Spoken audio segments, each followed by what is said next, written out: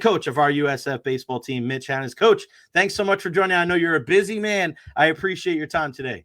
Oh, thanks for having me. Mitch, I've been a guy that's been around doing some play-by-play for the team for the last couple of years, and a guy that I grew up in New York, but when I moved here, I became a youth and travel baseball coach. So seeing kids up through the ranks, baseball's in my blood. I was just so thrilled and excited that you got the job with the green and gold. Just take us through kind of that process for people that are just kind of meeting you today of like what drew you. Hell of a job there at Indiana State, and now you're here. What drew you to this job?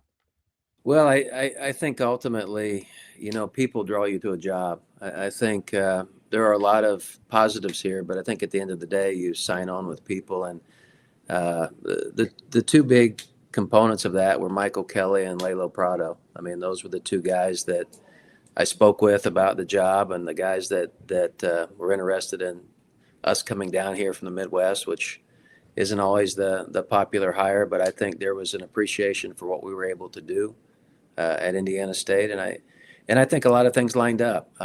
For me personally, we had a really good run.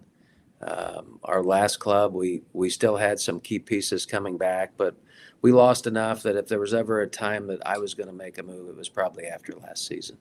Right. Yeah, and that's part of it. It's a relationship business, right? So I mean, you kind of look at that, and I'm with you, man. Michael Kelly he's the big draw, right? He's the guy that he's been through it. He's seen it, whether it was on the college football playoff landscape, and he's got such a great eye for what the right thing to do is. He's been on the forefront of the NIL thing too. I'm not telling you anything that you don't already know. How about this weekend? First game, Friday night, able to come away with a victory. I was watching it because I went up north for a birthday party, and I'm watching on ESPN Plus with my family, yelling at the top of my lungs, grand slam, like we're going crazy. It was great. What was it like to get your first win there for USF? Well, I think the biggest thing for our players is that we need to win games. It's really hard to build momentum just playing well. You got to play well and you got to win. And guys have to understand that really is the standard. You can play well against a lot of people, but when you lose, it's really hard to get momentum going. The thing that I was most pleased about, I think in year one, a lot of stuff comes back to mentality, how you fight, how you scrap, regardless of what's happening out there on the field. You still have to have a fight within you that just doesn't give in. And that's kind of how I felt Friday night. I felt like we hung around, we scrapped. I don't know that we were the better team Friday night, but the big home run, the big grand slam from Pruitt, and we found a way to hold on. And then Saturday we were awful. Saturday I thought we got punched in the nose, and it's hard to say it as a coach. I just felt like we quit. And Sunday I was really pleased. We got out here Sunday morning because we moved the game up, and we had some words that our guys needed to hear, all truth. And I was really pleased with the way they responded Sunday. Coach, is that something that you can kind of foster as the year goes on? Is that, can you get a player that's not like that to turn into a player like that? Or is that your mindset when you're trying to put this team together of, hey, we can work on this part, this aspect of it, this talent, this skill, but that mindset of that never say die attitude, or, hey, if we get punched in the mouth, we got to punch you right back. How does that whole thing come together over the course of a season? It certainly is much easier when it is in place and you bring 6 or 8 new guys into it. They adapt to what's there. When you take an entire group of young men and it's all new for everybody, kind of creating that is tough. But I think it is the reality of what you do. I mean, we have metrics everywhere right now in the sport. But when it comes down to it, they can tell you what they need to tell you, but you are the person, the living, breathing human that has to make a pitch in a tough time.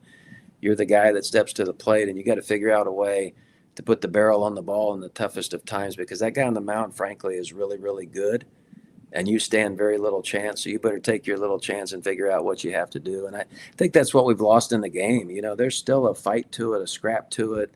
And it comes down to the competition within the lines that separates people. And, I was a little nervous going into the weekend just because I didn't know how our guys, this is the first time being under the lights, going for real, and how young people are going to react and handle everything that comes to them. And you say to your guys all the time, you improve a little bit in your athletic career. You don't improve a lot.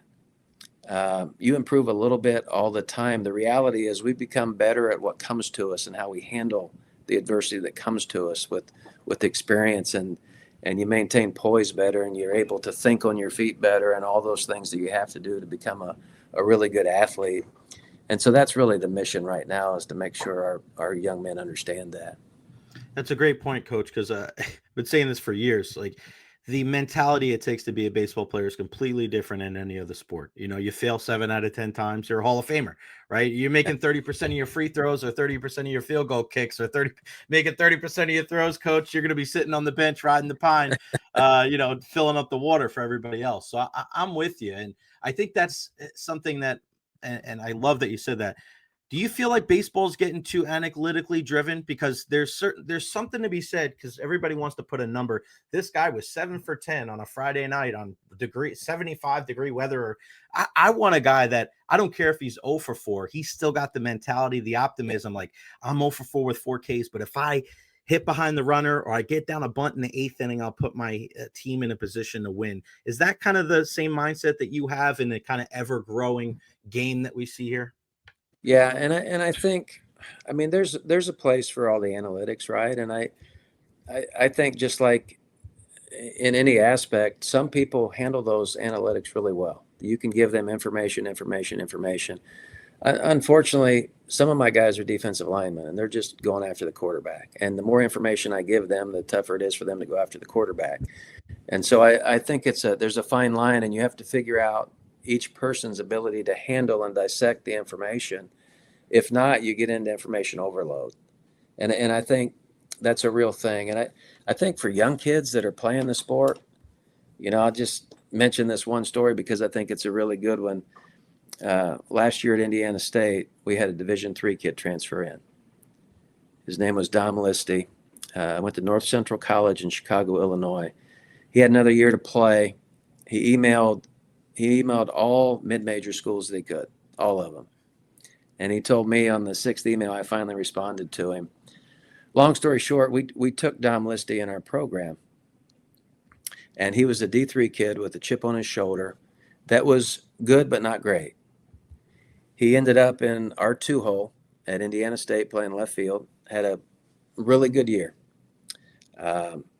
And has one additional year, and he led off for Clemson yesterday and went 4 for 4. So he's the leadoff hitter, left fielder at Clemson right now, arguably one of the best teams in the country. 2 years ago, he was at a D3. And someone said something about, did your culture help him at Indiana State? And I said, no, he was better than our culture. He came in better than our culture. And I think that fire that someone told him his entire career he wasn't good enough, he wasn't big enough, he wasn't fast enough, he couldn't do this. That fire in him has led him to great success. And I think regardless of all the analytics and regardless of everything we throw out there in the game today, we teach mechanics better than ever before. You got to have fire. You got to have something in your gut that brings you every day, and you got to have a will to fight every day. And if you don't have that, you're not going to survive high-level athletics. Yeah, that's a great point. And you got a big game coming up tomorrow against Florida State. It's going to be a great matchup because we have a lot of Florida State fans here in the Tampa Bay area. We have a lot of USF fans here in the Tampa Bay area. It's going to be packed tomorrow night at the Red. I'm excited. I'll be on the call for the radio side. A bunch of Tampa kids traveling down from Tallahassee. What are you going to be keeping a close eye on tomorrow when it comes to a matchup where, probably a lot of these kids have probably played against each other at other levels too? Sure. Well, I think just the game matchup, obviously Florida State has really good arms. They have a really good pitching staff, and they have a great offense. And, at some point we've got to be able to hit against a great pitching staff or control a really good offense. And I think that's really the matchup for us tomorrow, and making sure our guys understand that and go to work today. But again, at the end of the day, it's all about how you compete. And, I've said to our team earlier, a lot of coaches say, hey, you get in a big game, just don't change anything. Just do what you do. And I always tell my guys that's false. That's not reality. Reality is when you play a team that is ranked and a team that is probably roster-wise better than you, you got to step up. You got to play better. then you think you can play. And that's the reality for us tomorrow. We get to see how many gears we have. Can we get to fourth gear? Can we get to fifth gear? And that's the great thing about scheduling. I talked about with our staff after the Iowa series.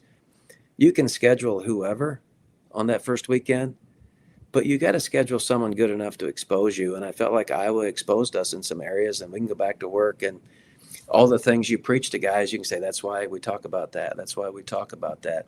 The reason we want depth on those cuts is to make sure the ball doesn't get somewhere on the infield and nobody's there and all that stuff that goes on with the fundamental aspect of the game. So tomorrow night, Florida State's going to expose us. They're a good team. That's what good teams do.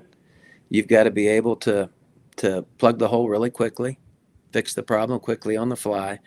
And that's the other thing about the analytics and all that. They don't have that class to teach people to think on their feet and dance on their feet, which is the reality of this too. So it's going to be really good for us, regardless of what happens tomorrow.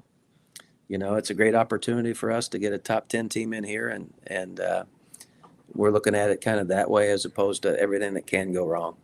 I hear that. Coach, before I let you go, any players jump out at you that maybe made the biggest improvements from the fall till now? And just some guys that maybe like even this weekend we should be keeping an eye on going forward as far as their development? I think there are some guys that didn't play as well this weekend as I think you're going to see them play moving forward. I just felt like we used to be on the road up north about 16, 18 games. Right. Every time you came back to the home opener, it's like you didn't know your team because everybody wanted to hit a 5-run homer. And I just felt like that this weekend. I felt like our hitters tried to do too much most of the weekend. I felt like a couple of our arms tried to do too much. So I'm not going to single anybody out. I'm just going to say that I think some of the guys you watch this weekend, you're going to see them play a lot better as they get their feet under them moving forward. Coach, is it easier to pull a guy back than to try to push him? Because I've kind of noticed the difference, because you have some kids that are a little bit more reserved. You're trying to pull the fire out of them, and then there's other kids that are running around like maniacs, and you're like, all right, just gotta temper it down a little bit. Is it easier or harder to do that, or is it kind of a case by case basis? It's not easy to move them any direction. That stuff's internal, and you just try to get them to understand if it's working. If it's a negative for them as opposed to a positive, but you can't move them. We forget they're kids too. You know what I mean? They're kids. We forget about that kind of thing. Coach Mitch Hannes, USF head baseball coach. Coach, this has been an honor and a pleasure. Thank you so much. Looking forward to meeting you in person tomorrow at the game. Best of luck, not just tomorrow, but the entire season, man. Thank you so much for your time. I appreciate it, Jay. Thank you very much. You got it.